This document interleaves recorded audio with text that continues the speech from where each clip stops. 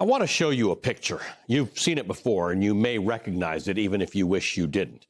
This is a photograph taken on May 14th, 1961 in Anniston, Alabama. It's a burned-out Greyhound bus. It sits on the side of the road. Its windows are completely shattered, completely destroyed. Moments earlier, a mob had firebombed this bus. It engulfed the bus in smoke and flames. Inside that bus were young Americans, black and white, who had boarded that bus knowing that violence was likely waiting for them. Some barely escaped with their lives.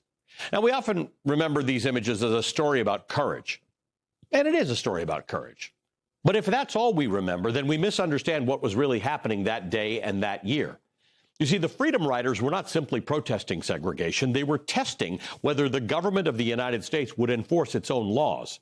A year earlier, the Supreme Court had ruled in Boynton v. Virginia, segregation inside of interstate bus terminals was unconstitutional. On paper, the issue was settled.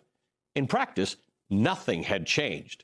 So the Congress of Racial Equality, known as CORE, organized a campaign. Volunteers were recruited very carefully, and they traveled on buses through the Deep South, knowing that it would likely provoke a reaction from segregationists. But the Freedom Riders trained in nonviolent resistance. They rehearsed how to endure harassment and arrest, even beatings, without retaliation. They studied legal procedures. They coordinated with lawyers and organizers who were waiting all along their route. The Freedom Riders were the farthest thing from spontaneous protests. They were a structured experiment in democracy. When the riders reached Anniston, Alabama, the response was immediate and it was brutal. A mob followed the bus. It slashed its tires. It hurled a firebomb through a broken window. As passengers fled the choking smoke, they were beaten. The plan could have ended that day, but instead, it grew. Students from the Student Nonviolent Coordinating Committee, SNCC, stepped forward to continue the rides. They understood something essential. If violence succeeded in stopping their campaign for civil rights, then violence would become official policy. And so more riders came. Ultimately, the scope of the thing caused the federal government to enforce the Constitution rather than to allow mob rule to prevail. By September of 1961, new federal regulations finally required desegregation in interstate travel facilities. But desegregating businesses and gas stations was never, bus stations was never the final goal. Organizers understood that access to transportation meant little without access to political power. So the movement shifted quietly and methodically toward voting, which makes this old American story highly resonant today.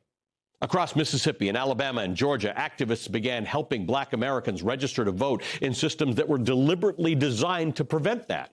Literacy tests demanded impossible interpretations of constitutional passages. Registrars rejected applications arbitrarily. Citizens risked their jobs, their homes, even their personal safety simply for attempting to register to vote. There was outrage, but the response was not outrage alone. It was organization. During Freedom Summer in 1964, hundreds of volunteers, many of them college students from the North, traveled to Mississippi to build what organizers called freedom infrastructure. They opened freedom schools to teach civics and constitutional rights. Churches became coordination centers. Lawyers arranged bail funds. Students went door to door, helping neighbors navigate paperwork, understand requirements, returning after rejection. And then that summer, 3 young men disappeared. James Chaney, he's the man in the middle. Michael Schwerner is to the left of him. Andrew Goodman is to the right. These were civil rights workers investigating the burning of a black church near Philadelphia, Mississippi. After being arrested by local law enforcement, they were released into the night and murdered by members of the Ku Klux Klan working alongside police in Mississippi. Chaney, the man in the middle, was from Mississippi, but the men on either side of him, Goodman and Schwerner, were from New York. They were volunteers who could have lived untouched by segregation's daily injustices. They were both Jewish. They were raised with an awareness that discrimination left unchallenged rarely remains confined to one community. They were not driven to these protests by personal necessity. They were driven by moral conviction. Their murders forced the country to confront a difficult truth. The struggle for voting rights was not a regional dispute. It was a national test, a test of conscience. Americans who had watched from a distance suddenly understood that neutrality was itself a choice. And so even the murder of Chaney and Goodman and Schwerner did not halt the work. Organizers continued to register voters. Communities continued meeting in church basements and living rooms. The freedom infrastructure held. And by the time marchers crossed the Edmund Pettus Bridge in Selma in 1965, the nation was no longer seeing isolated protest. It was witnessing the cumulative weight of years of organized citizenship demanding protection under the law. The Voting Rights Act did not emerge from a single march. It emerged from sustained work that made participation possible. And history leaves us with a lesson that feels very relevant today. The young people who traveled south in 1964 were not all directly denied the vote. What moved them was not personal grievance, but moral proximity, the understanding learned across generations and communities that discrimination tolerated anywhere eventually tests justice everywhere. Every generation must decide how close injustice must come to them before it feels responsible for confronting it. The Freedom Riders and the organizers who followed them answered that question in a particular way. They did not wait for perfect conditions. They helped one another navigate the imperfect conditions. They showed up physically. They explained rules that were confusing by design. They accompanied their neighbors. They returned after they were set back. They transformed citizenship from an individual right into a shared responsibility. The burning bus in Anniston is unforgettable because it captures a moment of violence. But the real story is what followed. Americans deciding that democracy requires more than belief in democracy. It requires participation made possible through collective effort.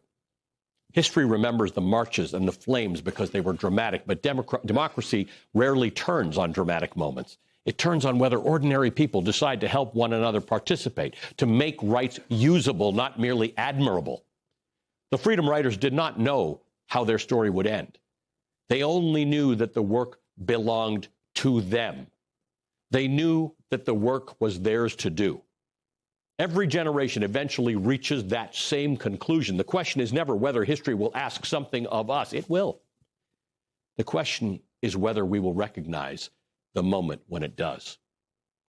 Joining me now is the Texas Democratic State Representative Justin Jones. In 2023, Jones was one of two lawmakers expelled from the state house in Tennessee for protesting against gun violence. They were later reinstated.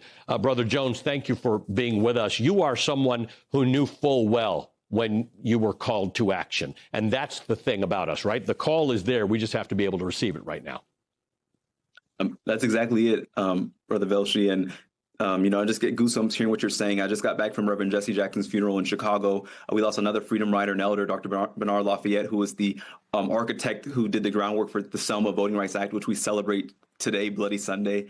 And so what we're seeing is this Kairos moment where so many of those elders we talk about in the civil rights movement are passing at a time where this administration is dismantling that infrastructure, dismantling every institutional win that we saw during the civil rights movement. And so it's upon us to pick up that torch and say that the civil rights movement is not just in history books, but is a movement that calls us to pick up that torch and to push forward against the new generations of Bull Connors and George Wallaces that we face today in our government. It requires us to stand up and to speak up and to let them know that we're not going to let anyone turn us around, and to really give breath to what democracy means in this country. We're celebrating 250 years of America, but for multiracial democracy, it's only 60 years young in this country. Real democracy is only 60 years young in this country, and it was bought with days in jail cells and nights of bomb threats, through the smackability clubs and the blast of fire hoses. That was the cost of democracy, but it was something that these young people, mainly young people, were willing to pay and to push forward toward that vision of what America ought to be. And it was done by people some of whom felt the injustice directly and some of whom didn't, but they understood that the cause is the same. Our cause of justice and liberty and equality in the United States should be exactly the same as for you as it is for me. Exactly. They recognize that if they come for one of us, they're coming for all of us, and that there is this need for moral clarity and urgency. And I want to shout out the young people, because I want to say something that we see often today is that these young people were often told that they were acting too quickly, that they should seek gradual change. But these young people who are here, who were started here in Nashville, where I'm sitting right now, were the ones who picked up the Freedom Rides after the buses were bombed in Anniston. Those young people like Diane Nash and John Lewis and Bernard Lafayette and C.T. Vivian, who said, we are not going to allow violence to overcome nonviolence. We're going to pick up this movement and let them know that we're not going to wait for for permission. As Fannie Lou Hamer said, she said, move on over or we're moving on over you because we're moving on. We're going to build something new, make America live up to what it says on paper. And that's what we must do today. And so when young people are told, oh, you're being too radical, you're asking for things too quickly, these young people back then who we now celebrate as heroines and founding fathers of this multiracial democracy were told the exact same thing, but they did not let that stop them. They said, we're going to sit in as a way to stand up at these lunch counters. We're going to get on the Freedom Rides. We're going to march to Selma and force this government to face the issues that they want to keep under surface. We're going to bring it to the surface and force this creative tension to make America's democracy a reality for all people in this nation. So I'm looking forward to March 28th and No Kings and seeing the rallies that are out there. And as I often say, people are welcome to not watch this show that morning and to go out there.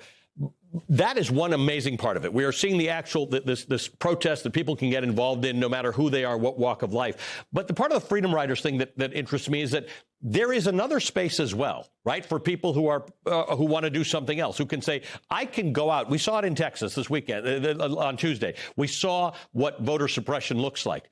What if there were an army of people, an army of citizens who said, we will protect our right to vote everywhere in this country, even if I'm not from there? I mean, that's what we need to see. We need, and I want to lift up the South because often the South, whether it's Tennessee, where I am, Texas, Louisiana, Mississippi, it's the tip of the spear. It's the front line of democracy. And so right now we're becoming a confederacy again without protection from the federal government. And so we must go to places where these battles are taking place. What we saw in Texas was reprehensible. It was immoral. And it's sad that today we have less protections for voting rights than we did after 1965 because they've dismantled the Voting Rights Act. And so what we must do is we must go to these places and not just mobilize on one day, but we need sustained, consistent, persistent agitation. What we saw in the 60s was liberation through agitation. That's what we must continue to see. We can't just have a one-day protest on the day that buildings are closed, but we must go there when they're open and let them know that if they suppress the voting of people, we're going to find ways, as John Lewis said, to get in good trouble, to do things out of the ordinary. Sometimes our democracy requires disruption. We saw that in Tennessee when they turned off my microphone. I had to pull a megaphone out my pocket, by the voices of my constituents. That's what we must do. We must do things out of the ordinary and push forward and force them to see these issues. Because what I'm fearful of, my brother, is that if we don't act now, we may not have an election and democracy come the next election. We're already seeing them saying they're going to have ICE agents deployed, masked agents trying to intimidate people outside of polls. We see the games they're playing, with the electoral process and trying to close voting centers. We see what's happening. And so we have to be proactive and not reactive after it happens, because then it'll be too late. We must act now. It is underway now, and now is the time to act. Brother Jones, good to see you as always. Thank you for being with us. Democratic State Representative Justin Jones of Tennessee. We'll be right back.